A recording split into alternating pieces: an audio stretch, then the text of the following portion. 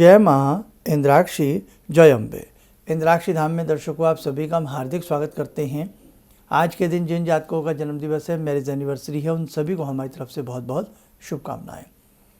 उंगली के ऊपर बना तिल विशेष प्रकार से हमें जीवन में सुख देता है, लेकिन किस उंगली पर बना तिल, ये बहुत ध्यान से देखने और समझने वाली बात होती है।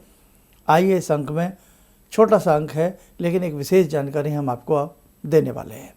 आज का पंचांग पहले देखते हैं। 19 फरवरी सन 2025 दिन बुधवार, संवत 2081, फाल्गुन मास, कृष्ण पक्ष, तिथि आज सप्तमी है, नक्षत्र स्वाति, राहुकाल 12 से 1:30, दिशाशूल उत्तर पूर्व दिशा। पांचों उंगली में जहाँ जहाँ तिल बना हो, हर तिल का अलग महत्व होता है, लेकिन बात करने वाले हैं मध्यमा उंगली मिडल फिंगर के ऊपर यदि तिल बना हो तो उसका क्या महत्व होता है। अब हर उंगली में 3 खाने होते हैं, आप ध्यान से देखेंगे 1 2 3 3 पर्व हर उंगली में होते हैं, लेकिन किसी किसी व्यक्ति के 3 की जगह 4 खाने भी होते हैं, 4 पर्व भी होते हैं, लेकिन 99.99% जो होता है वो 3 पर्व होते हैं। अब उंगली में पर्व के ठीक मध्य में तिल होना चाहिए। आप अपनी स्क्रीन के ऊपर देखें यहाँ ठीक मध्य में तिल का चिन्ह यदि किसी साधक के है, ये नीचे के पर्व में या बीच वाले पर्व में, मध्यम पर्व में, या सबसे ऊपर टॉप वाले पर्व में। अब आपने ये तो समझ लिया कि मध्यमा उंगली की हम बात कर रहे हैं, उसमें बने 3 खानों में यदि सबसे नीचे वाले खाने के ऊपर तिल बना हो। अब तिल में भी आपको पहचान करनी पड़ेगी कि ये कुंदुक का चिन्ह तो नहीं, ये कोई लहसुन वाला दाग तो नहीं, ये कुछ फैलावट वाली कोई अलग आकृति तो नहीं बनी है। तिल ऐसा होगा जैसा हम लिखते समय पेन से डॉट लगा देते हैं, फुल स्टॉप लगा देते हैं, उस प्रकार से उससे उसकी आकृति का तिल होना चाहिए। तिल ये भी ध्यान रखें 2 प्रकार के भी होते हैं, जैसे काला तिल होगा बिल्कुल, या आपके हथेली में ब्राउन सा तिल होगा।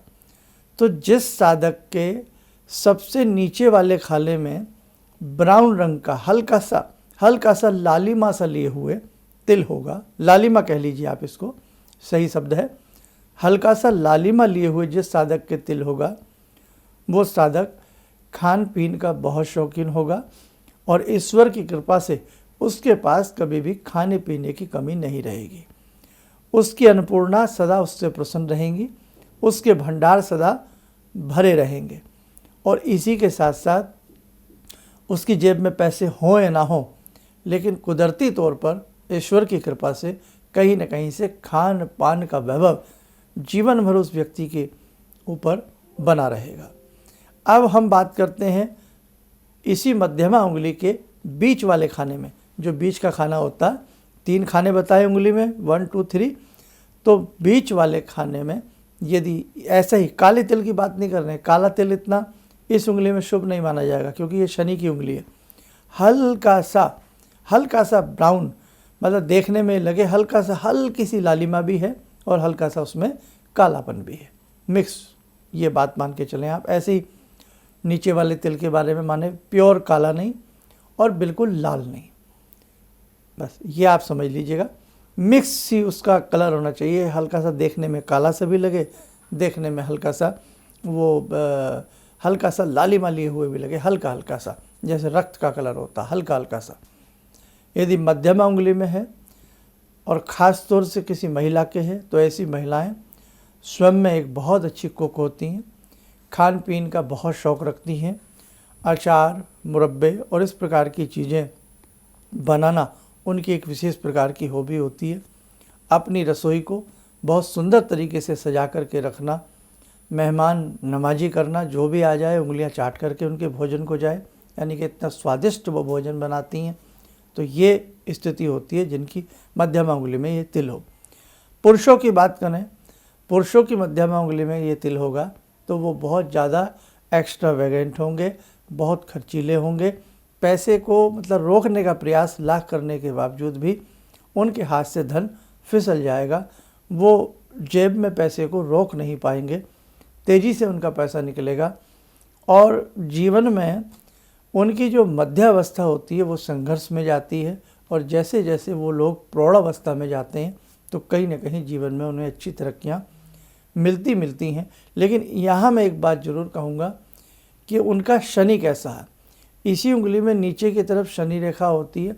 वो शनि रेखा कैसी है, शनि कैसा है, शनि खंडित तो नहीं। यदि शनि उनका मजबूत है तो निश्चित तौर से प्रौढ़ावस्था में कोई बाधा नहीं आएगी, जीवन बहुत शानदार तरीके से चलेगा। अब हम इसी उंगली के सबसे ऊपर के पर्व की बात करते हैं। कुछ लोग इसको सबसे पहला पर्व मानते हैं, कहीं इसको लास्ट का पर्व माना जाता है। तो बस आप मोटी संख्या में नाखून वाले हिस्से में सबसे ऊपर के पर्व की हम बात कर रहे हैं। यहाँ पर इसी प्रकार का तिल हो तो ये तिल बीमारियों का द्योतक है। कहीं ना कहीं ये तिल यदि किसी व्यक्ति की हथेली में है, चाहे महिला हो पुरुष हो, तो उदर रोग से संबंधित वो व्यक्ति पीड़ित रहते हैं, नस नाड़ियों के रोग से वो व्यक्ति पीड़ित रहते हैं। ऐसी अवस्था में उन्हें राहु से संबंधित दान करना चाहिए। ऐसी अवस्था में उन्हें शनि से संबंधित मंत्र जपना चाहिए और दान करना चाहिए। मतलब कहने का भाव टॉप वाली उंगली पर जाकर के ये इतना महत्व नहीं रखता। सिर्फ सबसे नीचे वाला पोर्शन खाना और उसके बाद उसके ऊपर वाला पोर्शन में यदि ये तिल है तो ये लाजवाब तरीके से रिजल्ट देता है, वहाँ ये शुभ ही माना जाएगा। यदि बिल्कुल ब्लैक हो और बहुत छोटा सा हो तो दोनों ही पर्वों में, चाहे पहले वाले में हो या मध्य वाले में हो, छोटा सा हो तो ऐसी अवस्था में क्या होगा, ऐसी अवस्था का व्यक्ति थोड़ा सा संघर्षशील उसका जीवन रहता है। तकरीबन 40 साल की एज के बाद उसके जीवन में सुख आता है, आनंद आता है, जीवन जीने को उसका जी करता है। उससे पहले उसके जीवन में संघर्ष रहते हैं, या यूँ कह लें वो किसी सही रूप में, किसी कामयाबी के रूप में नहीं आ पाता। ऐसे ही ये तिल आपकी तर्जनी उंगली में हो, इंडेक्स फिंगर के तीनों खानों का रहस्य अलग होता, लिटिल फिंगर के तीनों खानों का रहस्य अलग होता, रिंग फिंगर के तीनों खानों का रहस्य अलग होता, और हथेली के मध्य में चंद्र पर्वत के ऊपर है, बृहस्पति पर्वत के ऊपर है, मध्य में है, उसका सबका अलग अलग होता। यदि आपको इस प्रकार के सब्जेक्ट में थोड़ी रुचि है, अच्छा लगता है, तो आप कमेंट्स में बताइएगा। फिर आगे के इसके एपिसोड्स जो हैं हथेली के मध्य का, अलग अलग उंगलियों के तिल के बारे में हम आपको समझा सकते हैं, बता सकते हैं। लेकिन फिर हम अभी अपने पिछले 2 पॉइंटों पर लौटने का प्रयास करते हैं। एक बात और ध्यान रखें, यदि 2 तिल, यदि ये तिल आपकी हथेली में हैं, यानी कि कहाँ पर, मध्यमा उंगली के नीचे वाले खाने पर और ऊपर वाले खाने पर, किसी किसी के 2-2 तिल होते हैं, तो ये स्थिति शुभ नहीं रहेगी। उसका फल आपको बहुत अच्छे से प्राप्त नहीं होगा, माइनस प्लस वाली स्थिति हो जाती है। यही तिल आपकी यदि मध्य खाने में है, बीच वाले खाने में है, मध्यमा उंगली के मिडल फिंगर के, या उससे नीचे वाले खाने में है, तो ये मान के चले, और शनि रेखा प्रबल हो, फेट लाइन जिसको हम कहते हैं, फेट लाइन हमारे इस मणिबंध से प्रारंभ होकर के ठीक ऊपर की तरफ चलती हुई मध्यमा उंगली के नीचे तक आती है। यदि किसी जातक की फेट लाइन बिल्कुल अच्छी हो, कटी फटी ना हो, और इस प्रकार से 1 तिल या 2 तिल, यानी कि नीचे के खाने में हो या ऊपर के खाने में हो 1 तिल हो, तो जीवन में सोने पर सुहागा होगा। जैसे जैसे शनै शनै उस व्यक्ति की आयु बढ़ेगी, उसके जीवन में सुख संसाधन की मात्रा बढ़ती चली जाएगी, उसका जीवन आनंदित होना तय है। ठीक है, तो आज के सब्जेक्ट को एक बार फिर ध्यान से सुन लीजिएगा। आगे यदि आप कहेंगे तो फिर अगले एपिसोड बनाने की हम लोग तैयारी ज़रूर करेंगे। चलिए, समय चला आज की ध्यान साधना का। आज की ध्यान साधना में हम जुड़ते हैं भगवान श्री माधव से, भगवान श्री कृष्ण से। ओम करारविंदे न पदारविंदम मुखारविंदे विनिवेशयन्तं वटस्य पत्रस्य पुटे शयानं बालामुकुन्दं मनसा स्मरामि, बालामुकुन्दं मनसा स्मरामि। कस्तूरीतिलकं ललाटपटले वक्षस्थले कौस्तुभं नासाग्रे वरमौक्तिकं करतले वेणुकरे कङ्कणं सर्वाङ्गे हरिचन्दनं सुललितं कंठे च मुक्तावले गोपास्ति परिवेष्टितो विजयते गोपालचूडामणि शान्ताकारं भुजगशयनं पद्मनाभं सुरेशं विश्वाधारं गगनसदृशं मेघवर्णं शुभांगं लक्ष्मीकान्तं कमलनयनं योगवृद्ध्यानगम्यं वन्दे विष्णुं भवभयहरं सर्वलोकैकनाथं। कवच बना लें, ध्यान करें, श्री कृष्ण जी का शुभ आशीष हम सबके ऊपर बरस रहा है।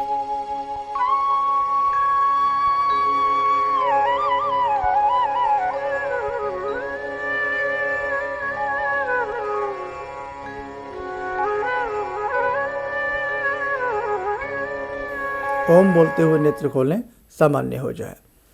देखो साधकों, अनेकों प्रकार के सब्जेक्ट हैं जो व्यक्ति के आँखों के ऊपर, बालों के ऊपर, उसके फेस के ऊपर, अंग अंग के ऊपर अनेकों प्रकार की ऐसी रहस्यमय बातें हैं जो हमारे शास्त्रों में बहुत ज़्यादा विशेष तौर से बताई गई हैं, शकुन शास्त्र में बताई गई हैं और अनेकों शास्त्रों में ऐसी बातें हैं। और ऐसे ही एपिसोड जो होते हैं वो हमें व्यक्ति की पहचान कराते हैं कि इसकी नाक ऐसी है तो ये व्यक्ति ऐसा होगा, इसकी आंखें ऐसी हैं तो ये व्यक्ति ऐसा होगा। भविष्य में इस प्रकार के एपिसोड्स हम आपको प्रयास करेंगे कि कुछ ना कुछ ऐसे एपिसोड आपके ज्ञानवर्धन के लिए हम जरूर बनाएं। चलिए, आप सब लोग स्वस्थ रहें, सुखी रहें। इन्हीं शुभकामनाओं के साथ हम अपनी वाणी को विराम देते हैं। जय जय अम्बे। हम लोग आपका प्रोग्राम शुरू ही किया था, अभी देखना, क्योंकि हम लोग बाहर से अभी साहिबाबाद ट्रांसफ़र हुए हैं, तो उसके बाद ऐसे ही एक दिन बैठी हुई थी, मेरी बेटी भी बैठी हुई थी।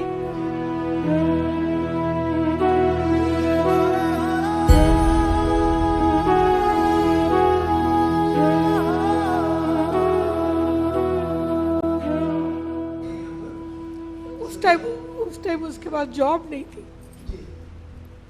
थोड़ा टाइम उसने जॉब छोड़ी। मैंने एकदम से बोला उसको कि तुम ये लगाओ फ़ोन, और पहली बार ही में ही उसका आपके साथ फ़ोन लग गया। पहली बार ही उसका फ़ोन लगा और आपने कहा कि उसको बहुत अच्छी नौकरी मिलेगी, और थोड़े दिन बाद ही उसको बहुत अच्छी नौकरी मिल गई और वो बहुत अच्छी नौकरी कर रही है। धन्यवाद बहुत इसके लिए। में भाग लेने हेतु एवं व्यक्तिगत रूप से मिलने के लिए कॉल करने का समय सुबह 10 बजे से शाम 6 बजे तक।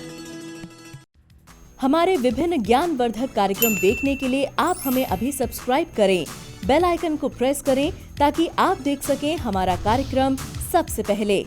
और अधिक जानकारी के लिए फेसबुक पेज को लाइक करना न भूलें।